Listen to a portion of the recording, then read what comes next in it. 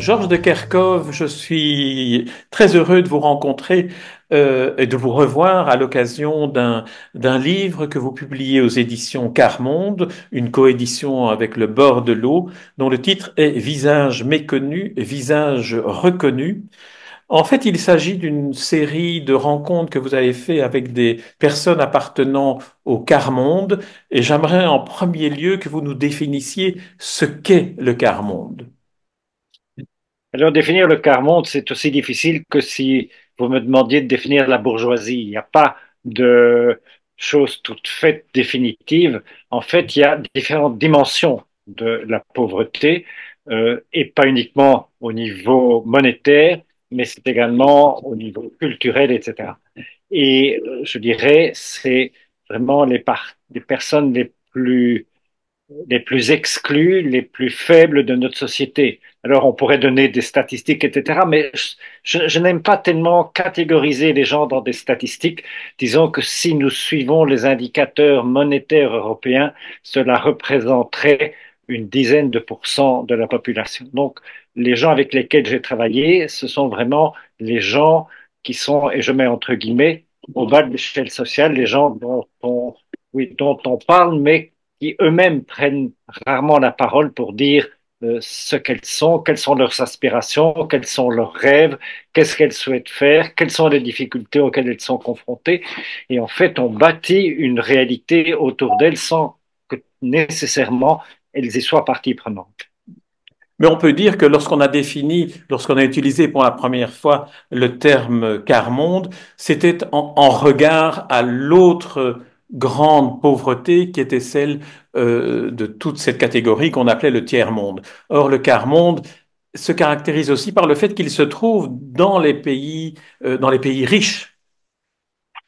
Alors, je dirais, si on prend l'historique de ce terme quart-monde, c'est un terme qui est emprunté à la Révolution française. On parlait déjà du tiers-État et un certain De Fourny de Villiers a dit, ah oui, mais il y a derrière le tiers-État, il y a encore des gens qu'il a baptisé le quart-État. Et le fondateur du mouvement ATD Quart-Monde, Joseph Brzezinski, a repris cette expression en disant le quart-monde. Et alors, quand vous dites que c'est uniquement dans les pays développés, les pays européens, etc., non, il y a également des gens exclus dans des pays en voie de développement. Donc, c'est un terme beaucoup plus générique. Mais on peut être surpris de considérer qu'il y a du quart-monde dans les pays européens, dans les pays dits riches. C'est un peu une manière dont le père Joseph Ratzinger voulait identifier qu'il y a dans nos sociétés aussi de très pauvres. Je dirais que c'est d'autant plus interpellant dans des pays riches comme les nôtres, comme la France, comme la Belgique ou comme l'Europe ou les États-Unis, parce que plus que d'autres pays, nous avons les moyens d'éradiquer la grande pauvreté. Donc c'est vraiment d'autant plus interpellant, ça certainement. Alors venons-en au livre et à la manière dont vous avez construit ce livre. Vous dirigez l'édition de ce livre et vous avez mené à bien 11 entretiens, 11 enregistrements de récits de vie. En procédant de cette manière-là, vous avez opté pour d'emblée les réécrire à un moment donné pour qu'ils soient rendus lisibles, c'est-à-dire rendus accessibles à tous. Alors je dirais, voilà comment nous avons travaillé.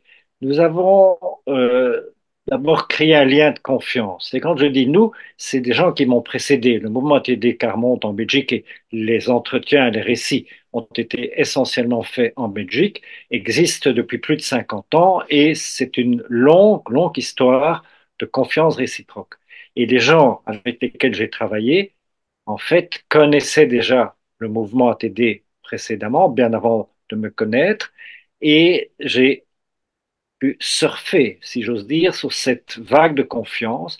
Et là, on a travaillé comme ceci, c'est que je rencontrais quelqu'un et c'était des gens qui étaient demandeurs. C'est-à-dire, je disais, voilà, je voudrais faire un récit. Est-ce que vous avez des choses à dire? Alors, premier réflexe, non, Georges, nous n'avons pas, on n'a rien à dire. Notre vie est tellement, je dirais, peu intéressante.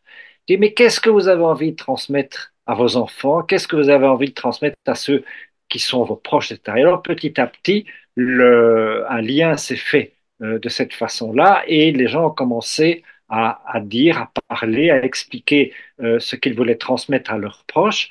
Et on faisait des séances de 2 heures, parce qu'après 2 heures, on est quand même un petit peu fatigué, et le récitant, si j'ose dire, et l'écrivant. Et je revoyais la personne la semaine suivante, je lisais ce que j'avais cru comprendre, je mettais un peu les idées en place. Il fallait comme un fil conducteur. J'avais choisi un fil conducteur chronologique parce que c'est comme ce qu'il y a de plus simple pour que ce soit compréhensible, pour que ce soit lisible. Et puis, les personnes me disaient, ah, tu as écrit ceci, alors là, ça me rappelle que, et puis, développer certains aspects qui étaient en veilleuse lors du premier entretien et qui se développaient, qui étaient illustrés par d'autres exemples lors de l'entretien suivant. Ou bien ce qui est arrivé également, c'est que des gens me disent, ah non, ça tu ne peux pas mettre. Alors je donne un exemple très très précis qui m'interpelle encore maintenant. C'était une personne qui avait été séparée de sa mère alors qu'elle avait l'âge de 2 ans et n'avait plus revu sa mère. Et puis, elle explique ça dans son récit, elle est placée, etc. Et lorsqu'elle a 21 ans, elle sort du placement et n'a qu'une idée, c'est de rejoindre sa mère. Alors elle me dit, ici je ne vais pas suivre l'ordre chronologique, si tu permets, je vais directement expliquer ça. Et alors elle me dit, je suis à sa recherche et on m'explique, je sais qu'elle habite dans la région lilloise, elle part là-bas, il faut 15 jours, 3 semaines pour retrouver la trace de sa mère. Et puis on lui dit, voilà, Madame Attel habite une rue derrière un supermarché, elle y va, elle sonne toutes les sonnettes pour essayer de retrouver là où habite sa mère. Elle m'explique, oui, et je vois la maison la plus misérable, c'était un vrai taudis, c'est là qu'elle habite, puis elle explique cette rencontre très émouvante avec sa mère qu'elle n'avait plus vue. Et puis à la séance suivante, je lui lis ce qu'elle m'avait dit. Elle habite à un taudis. Il me dit, Georges, ça, tu ne peux pas dire. Hmm. Pourquoi? Ah, parce que habiter un taudis, c'est quand même injurieux. Les taudisards, ça, s'ils sont mal vus, sont des gens sales, etc. Tu ne peux pas. Mais tu s'engage à ce moment-là une conversation que je trouvais passionnante, une analyse de la façon dont on voit ceux qui habitent un taudis. Et j'ai repris à ce moment-là tout ce qu'elle me disait, et dans le récit final figure pratiquement ceci. Oui, elle habitait une maison là, insalubre. Je ne veux pas dire que c'est un taudis parce que, par Hmm. respect pour ma mère. Je trouve ça merveilleux. Et c'est un peu comme ça que les récits ont été bâtis. Oui, c'est très emblématique de ce qu'on lit par rapport à ce qu'on devine que vous avez entendu et que vous avez dû retravailler, parce qu'il y a quand même non seulement une grande part de confiance, mais aussi il y a peut-être une difficulté pour les personnes que vous avez rencontrées, et dont vous avez recueilli le récit. Il y a peut-être une difficulté à formuler quelque chose qu'ils n'ont pas nécessairement envie de partager. Alors, il y a des zones d'ombre, effectivement.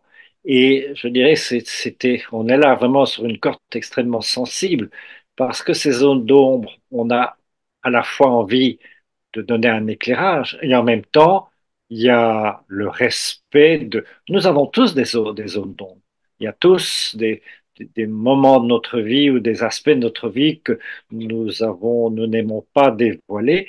Et derrière des zones d'ombre, derrière des pudeurs, il y a des valeurs. Et c'est ça que j'ai essayé de faire, de mettre en exergue, de mettre en évidence avec les gens, sans vouloir coûte que coûte dévoiler ces zones d'ombre. Ça, c'eût été du voyeurisme. Alors, est-ce qu'on peut dire qu'il y a un certain nombre de constantes dans le destin de chacune et chacun des 11 récitants, enfin des 11 récits, puisqu'il y a des récits dans lesquels plusieurs personnes sont impliquées. Il y a d'abord l'instabilité, des déménagements constants, l'impossibilité de pouvoir se fixer quelque part, y compris d'un point de vue administratif. Est-ce que c'est une constante que l'on retrouve et qui finalement conditionne l'incapacité de, entre guillemets, de s'en sortir? Je dirais qu'il y a effectivement une précarité qu'on lit à toutes les pages des récits, qui se traduit notamment par des déménagements successifs. On est à la limite de l'errance parfois. et parfois on est tout à fait dans l'errance. Il y a un récit, Patrick, qui a connu 12 ou 13 années de rue. Il explique d'ailleurs comment il en est sorti suite à un drame, la mort de son ami, de son compagnon d'infortune, tué dans ses yeux sur la route. Et il y a entre guillemets, cette instabilité, cette précarité. Et je dirais qu'il y a aussi un autre fil conducteur qu'on perçoit dans tous les récits, c'est la valeur de la famille et la peur du placement des enfants. Mm. Plusieurs des personnes qui ont osé ce récit ont elles-mêmes été placées et toutes ou tous vivent dans l'angoisse d'un placement des enfants et ont fierté parce que chez la plupart, il n'y a pas eu de placement d'enfants. Mm. Et Ouais. je pense notamment Marcel ou à Christiane qui termine son récit en disant, moi, mes enfants n'ont pas été placés. Mais quelle Mm. victoire, quelle avancée, c'est extraordinaire. On remarque aussi peut-être une constante que je vous propose, qui est, et là je m'adresse aussi à l'avocat que vous êtes, l'impossibilité de faire valoir leurs droits, cette difficulté d'avoir accès au système, en quelque sorte, qui leur permettrait de faire valoir leurs droits et de les revendiquer et d'en bénéficier. C'est effectivement un aspect auquel je suis très sensible, ayant été avocat pendant 45 ans, cet aspect d'accès au droit. Et il y a toute une réflexion qui se fait d'ailleurs en dehors du mouvement des Carmonte, et notamment avec le service de lutte contre la pauvreté, à propos de ce qu'on appelle, c'est le terme anglais qui est souvent repris, non take-up, c'est-à-dire une personne qui ne parvient pas à accéder au droit. Et on a, par exemple, en Belgique, pour le CPS, donc l'aide sociale, ce qu'on appelle le RS, l'organisation sociale, on estime que près de la moitié des personnes qui y auraient droit n'y ont pas accès. C'est quand même extrêmement interpellant, des choses comme ça. Et ça veut dire aussi que euh, on, on a davantage tendance à pointer du doigt les fraudeurs, alors que finalement, il y a beaucoup plus de gens qui n'ont pas accès parce qu'on rigidifie les règles, on rend les conditions plus difficiles pour éviter la fraude et on omet finalement que ces obstacles, ces conditions plus restrictives sont autant d'empêchements, autant d'obstacles à obtenir un droit. Alors, en lisant votre livre, on rencontre des figures du mouvement ATD Quart-Monde, mais aussi des initiatives prises dans le cadre d'ATD Quart-Monde qui sont tout à fait stimulantes, surprenantes, étonnantes et qui fonctionnent très bien. Je pense notamment aux universités populaires Quart-Monde. Est-ce que vous pouvez nous en dire un mot, nous expliquer comment ça fonctionne? Alors, les universités populaires, c'est un concept qui n'est pas propre au mouvement ATD Quart-Monde. C'est un concept qui existe depuis des décennies et qui a été repris par le fondateur du mouvement très très rapidement après le début du mouvement. C'est-à-dire que prennent la parole des gens qui ont des difficultés, des gens entre guillemets du quart monde, encore que je n'aime pas catégoriser les gens, et des gens avec une autre expérience.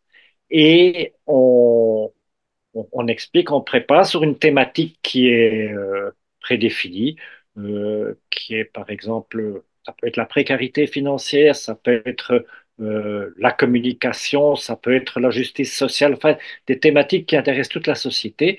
Et les participants ont réfléchi à l'avance, souvent en groupe, et partagent leurs réflexions.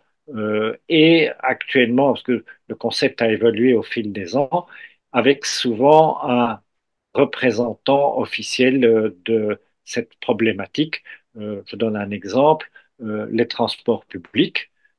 Il y a eu une université populaire consacrée à cette thématique-là, avec la participation d'une personne, d'un responsable du ministère qui donnait le point de vue du ministère. Et un échange a eu lieu à cet égard.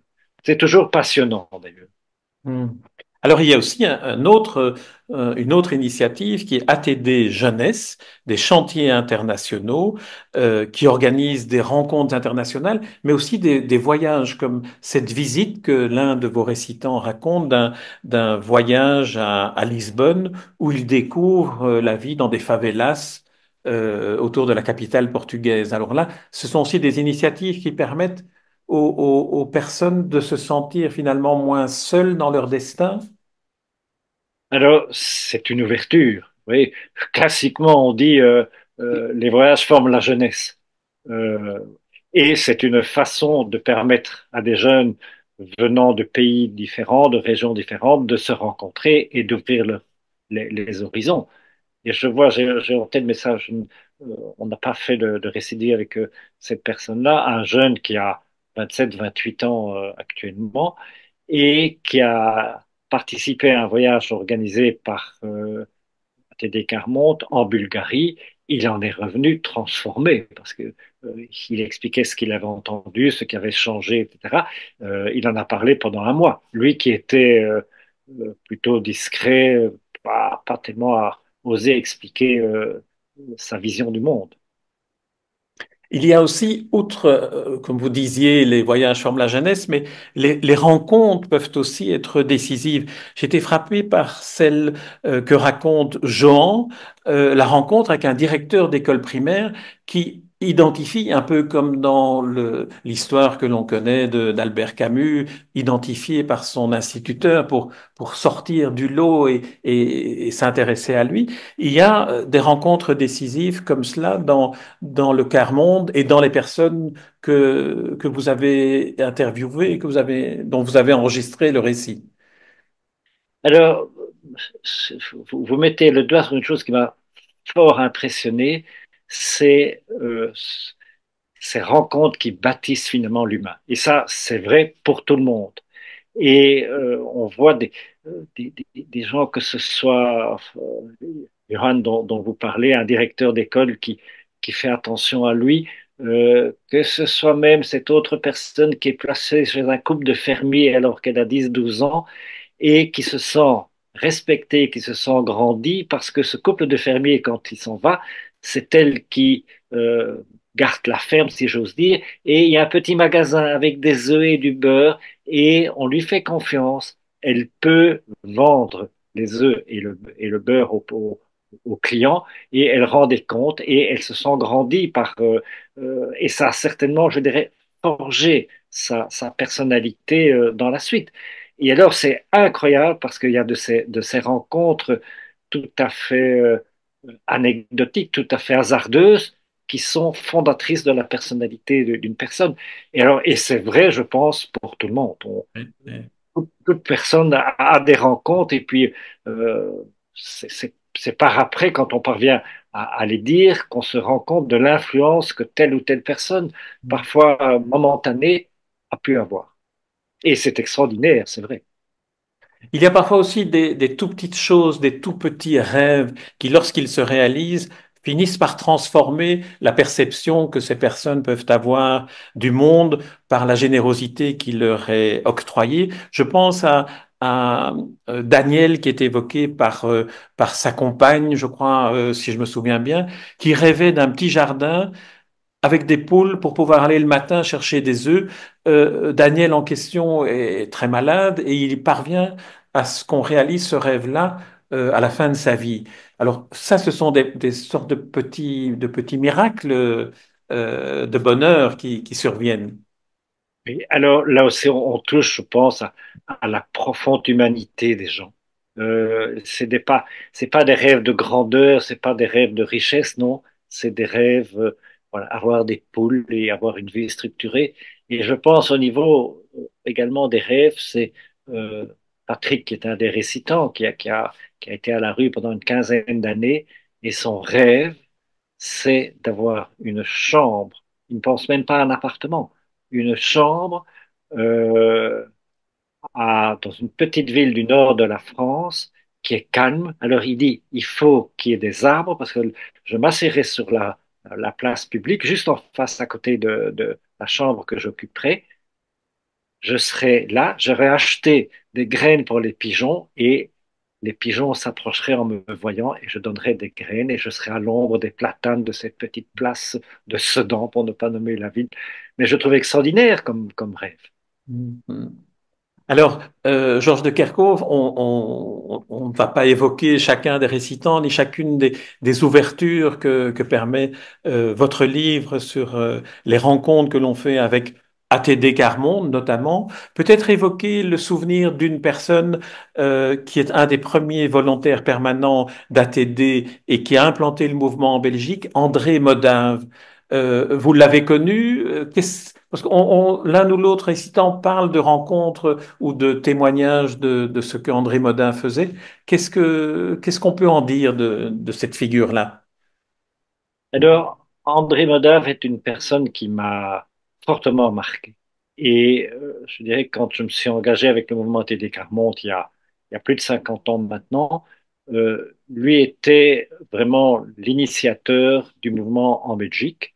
Et il avait, je trouve, une perception, une finesse, une sensibilité extraordinaire. Il avait une écoute exceptionnelle des gens. Et c'est avec lui qu'on a commencé les premières universités populaires. Ça se faisait dans le fond d'une impasse à Molenbeek. On était 6 ou 7 au départ. Et il avait l'art de faire parler et d'écouter les gens. Et en même temps d'être exigeant à leur égard. Parce que quand les gens racontaient tout et n'importe quoi, c'est ce qui arrive à tout le monde. C'est non, mais vous m'avez dit ceci il y a 2 jours et vous me dites maintenant autre chose. Expliquez-moi. Et les gens allaient plus loin dans leur réflexion et cette qualité, cette capacité d'écoute m'a fortement impressionné. Est-ce qu'elle vous a inspiré dans la réalisation de ce livre, dans l'écoute singulière à apporter aux récitants, puisque vous savez en les rencontrant que vous allez devoir réécrire leur récit pour en faire un livre qui soit accessible à ceux qui ne sont pas autant imprégnés dans l'environnement et dans l'assistance et dans l'environnement du quart-monde. Alors, la qualité d'écoute d'André Modave m'a certainement influencé, d'autant plus que à ce moment-là, il était demandé à tous les volontaires, donc les volontaires permanents du mouvement, euh, d'écrire ce qu'ils entendaient, ce dont ils étaient témoins, pour que tous ces témoignages soient rassemblés et que finalement apparaisse, et je reprends un peu la terminologie du mouvement TD Carmonde, apparaisse un peuple qui a les mêmes aspirations, les mêmes difficultés, qui relève ensemble la tête. Enfin, c'était un peu ça, je dirais, le fil conducteur. Est-ce que pour vous, Georges de Kerckhoff, ce livre est un aboutissement ou ce livre est un point de départ pour une autre manière de sensibiliser le grand public à ce qu'est le quart-monde et aux actions d'ATD? ATD qui veut dire aide à toute détresse c'est devenu tellement un sigle. C'est Alors, bien de rappeler ce qu'il veut attendez, dire. je me permets de vous interrompre parce que Ah, c'était est à toute d'accord. détresse Ah, et voilà, c'est pardon. devenu Voilà. euh, euh, agir tous pour la dignité. All together for dignity. Donc Ah ben, voilà. très bien. Et Mais voilà. Oui, je suis plus à l'aise avec cette traduction des sigles parce que bon, ça, c'est quand même aide à toute détresse. C'est quand même une perception, je dirais, qui était peut-être il y a 70 ans, mais maintenant c'est comme c'est autre chose. quand je me Donc suis agir intéressé pour la pour première la fois au dignité. quart-monde, c'était encore aide à toute Oui, détresse. tout à fait, Et tout à fait, je tout à n'ai fait. pas Oui. Oui. actualisé. Alors, oui, votre question, donc, est-ce qu'elle a un aboutissement ou un cheminement? Euh, je dirais c'est un cheminement. Et j'ai énormément appris lorsque j'étais à l'écoute dans le cadre de ces récits de vie de la part de personnes que souvent je côtoyais depuis très longtemps. Et en fait, j'avais une série de petites anecdotes éparses, mais un fil conducteur, comme j'ai eu la chance, l'occasion d'avoir lors de ces récits, c'était vraiment la première fois. Et je pense que ces récits sont de nature à faire changer le regard à l'égard des plus pauvres. Et chose que je trouve extraordinaire, Je vous livre encore une anecdote. Pour un des récits, la personne se posait la question de savoir est-ce que je vais le faire sous mon nom ou bien est-ce qu'il vaut mieux anonymiser, d'autant plus que j'ai deux enfants dont je parle, elle cite les noms de ces enfants. Alors elle me dit, écoute, je vais demander à mes enfants. Et je la vois 8 jours plus tard et elle me dit, écoute, mes enfants m'ont dit, maman, je suis fier de toi. Je ne savais pas que tu avais fait tout ça. Il faut surtout que tu gardes ton nom et que tu peux mettre les nôtres aussi. Mais je trouve, comme feedback, comme retour, je trouve ça extraordinaire. Et alors, il y a évidemment le bouche à oreille qui a beaucoup fonctionné dans tous les membres du mouvement Télécar Monde. Et c'est maintenant plusieurs personnes qui m'ont dit, Georges, si tu refais un truc comme ça, moi j'ai des choses à dire aussi. Je voudrais beaucoup que on puisse travailler ensemble. Et je trouve ça comme premier feedback extraordinaire, très positif. Très bien. Georges de Kerckhoff, je propose qu'on s'arrête ici sur le dernier mot que vous avez prononcé, le mot de dignité que redonne ce livre hein, aux intervenants, mais aussi que redonnaient ces enfants à leur mère qui acceptait qu'elle utilise son nom comme une fierté, comme une dignité. Alors le livre, tous les renseignements concernant le livre figureront sur le site. Et je rappelle le titre Visage méconnu, visage reconnu aux éditions Carmonde, en coédition avec les éditions Le Bord de l'eau. Merci Georges de Kerckhoff.